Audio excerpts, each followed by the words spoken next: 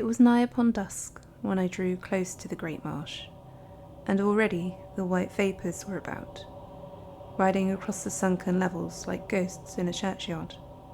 Though I had set forth in a mood of wild delight, I had sobered in the lonely ride across the moor, and was now uneasily alert. As my horse jerked down the grassy slopes that fell away to the jaws of the swamp, I could see thin streams of mist rise slowly, hover like wraiths above the long rushes, and then turning gradually more material, go blowing heavily away across the flat. The appearance of the place at this desolate hour, so remote from human society and so darkly significant of evil presences, struck me with a certain wonder that she should have chosen this spot for our meeting. She was a familiar of the moors, where I had invariably encountered her, but it was like her arrogant caprice to test my devotion by some such dreary assignation. The wide and horrid prospect depressed me beyond reason, but the fact of her neighbourhood drew me on, and my spirits mounted at the thought that at last she was to put me in her possession of herself. Tethering my horse upon the verge of the swamp, I soon discovered the path that crossed it, and entering, struck out boldly for the heart. The track could have been little used, for the reeds, which stood high above the level of my eyes, upon either side, straggled everywhere across in low arches, through which I dodged, and broke my way with some inconvenience and much impatience. A full half hour I was solitary in that wilderness, and when at last a sound, other than my own footsteps, broke the silence, the dusk had fallen. I was moving very slowly at the time, with a mind half disposed to turn from the melancholy expedition, which it seemed to me now must surely be a cruel jest she had played upon me. While some such reluctance held me, I was suddenly arrested by a hoarse croaking, which broke out upon my left, sounding somewhere from the reeds in the black mire. A little further it came again, from close at hand, and when I had passed on a few more steps in wonder and perplexity, I heard it for the third time. I stopped and listened, but the marsh was as a grave, and so taking the noise for the signal of some raucous frog, I resumed my way. But in a little the croaking was repeated, and coming quickly to a stand, I pushed the reeds aside and peered into the darkness. I could see nothing, but at the immediate moment of my pause, I thought I detected the sound of some body trailing through the rushes. My distaste for the adventure grew with this suspicion, and had it not been for my delirious infatuation, I had assuredly turned back and ridden home. The ghastly sound pursued me at intervals along the track, until at last, irritated beyond endurance by the sense of this persistent and invisible company, I broke into a sort of run. This, it seemed, the creature, whatever it was, could not achieve, for I heard no more of it, and continued my way in peace. My path at length ran out from among the reeds upon the smooth flat of which she had spoken, and here my heart quickened, and the gloom of the dreadful place lifted. The flat lay in the very centre of the marsh, and here and there, in it, a gaunt bush or withered tree rose like a spectre against the white mists. At the further end, I fancied some kind of building loomed up, but the fog, which had been gathering ever since my entrance upon the passage, sailed down upon me at that moment, and the prospect went out with suddenness. As I stood waiting for the clouds to pass, a voice cried to me out of its centre, and I saw her, next second, with bands of mist swirling about her body, come rushing to me from the darkness. She put her long arms about me, and, drawing her close, I looked into her deep eyes. Far down in them it seemed to me I could discern a mystic laughter dancing in the wells of light, and I had that ecstatic sense of nearness to some spirit of fire which was wont to possess me at her contact. "At last," she said. "At last, my beloved." I caressed her. "Why," said I, tingling at the nerves, "why have you put this dolorous journey between us? And what mad freak is your presence in this swamp?" She uttered her silver laugh and nestled to me again. I am the creature of this place, she answered. This is my home. I have sworn you should behold me in my native sin, ere you ravished me away. Come then, said I. I have seen. Let there be an end of this. I know you, what you are. This marsh chokes up my heart. God forbid you should spend more of your days here. Come. You are in haste, she cried. There is yet much to learn. Look, my friend, she said, you who know me, what I am. This is my prison, and I have inherited its properties. Have you no fear? For answer I pulled her to me, and her warm lips drove out the horrid humours of the night. But the swift passage of a flickering mockery over her eyes struck me as a flash of lightning, and I grew chill again. I have the marsh in my blood, she whispered, the marsh and the fog of it. Think ere you vow to me, for I am the cloud in a starry night. A lithe and lovely creature, palpable of warm flesh, she lifted her magic face to mine and besought me plaintively with these words. The dews of the nightfall hung on her lashes and seemed to plead with me for her forlorn, solitary plight. Behold, I cried, witch or devil of the marsh, you shall come with me.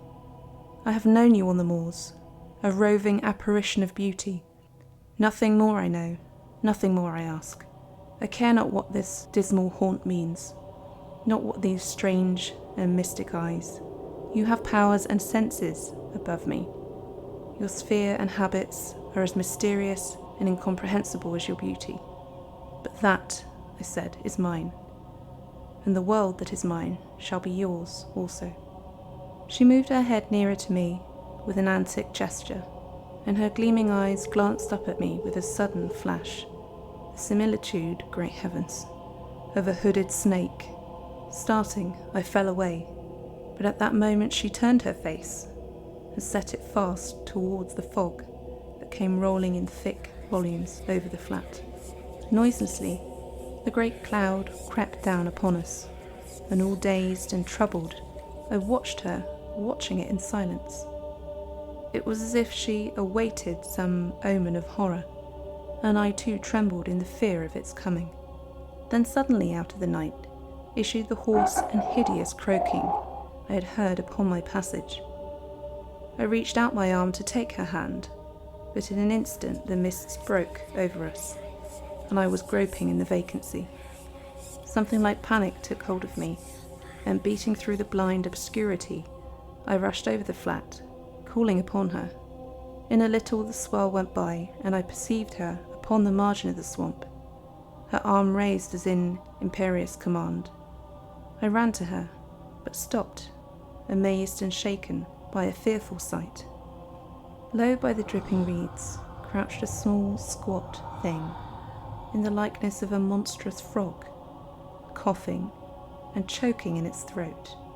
As I stared, the creature rose upon its legs and disclosed a horrid human resemblance. Its face was white and thin, with long black hair. Its body gnarled and twisted as with the ague of 1,000 years. Shaking, it whined in a breathless voice, pointing a skeleton finger at the woman by my side. Your eyes were my guide, it quavered. Do you think that after all these years I have no knowledge of your eyes? Lo, is there aught of evil in you I am not instructed in? This is the hell you designed for me, and now you would leave me to a greater. The wretch paused and, panting, leaned upon a bush, while she stood silent, mocking him with her eyes and soothing my terror with her soft touch. Here, he cried, turning to me, hear the tale of this woman that you may know her as she is. She is the presence of the marshes. Woman or devil, I know not, but only that the accursed marsh has crept into her soul, and she herself is become its evil spirit. She herself, that lives and grows young and beautiful by it, has its full power to blight and chill and slay. I, who was once as you are, have this knowledge. What bones lie deep in this black swamp? Who can say but she? She has drained of health, she has drained of mind and of soul. What is between her and her desire that she should not drain also of life? She has made me a devil in her hell. Now she would leave me to my solitary pain and go search for another victim. But she shall not, he screamed through his chattering teeth. She shall not. My hell is also hers. She shall not. Her smiling, untroubled eyes left his face and turned to me. She put out her arms, swaying towards me, and so fervid and so great a light glowed in her face that as one distraught of superhuman means, I took her into my embrace, and then the madness seized me. Woman or devil, I said, I will go with you. Of what account this pitiful past? Blight me even as that wretch, so be only you were with me.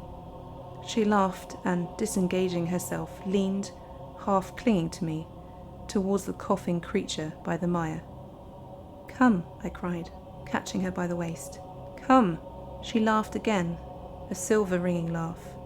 She moved with me slowly across the flat, to where the track started for the portals of the marsh. She laughed and clung to me. But at the edge of the track I was startled by a shrill, hoarse screaming, and behold, from my very feet that loathsome creature rose up and wound his long black arms about her, shrieking and crying in his pain. Stooping, I pushed him from her skirts, and with one sweep of my arm drew her across the pathway. As her face passed mine, her eyes were wide and smiling. Then of a sudden, the still mist enveloped us once more. But ere it descended, I had a glimpse of that contorted figure, trembling on the margin, the white face drawn and full of desolate pain. At the sight, an icy shiver ran through me, and then through the yellow gloom, the shadow of her darted past me to the farther side. I heard the hoarse cough, the dim noise of a struggle, a swishing sound, a thin cry, and then the sucking of the slime over something in the rushes. I leapt forward, and once again the fog thinned, and I beheld her, woman or devil, standing upon the verge, and peering with smiling eyes into the foul and sickly bog.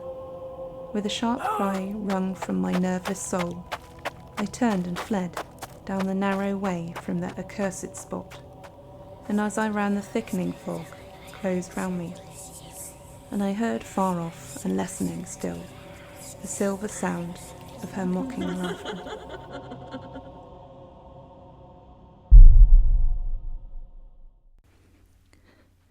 Thanks very much for listening. If you'd like to contact us or check out what we've been up to, you can find us on Twitter, Instagram, and Facebook.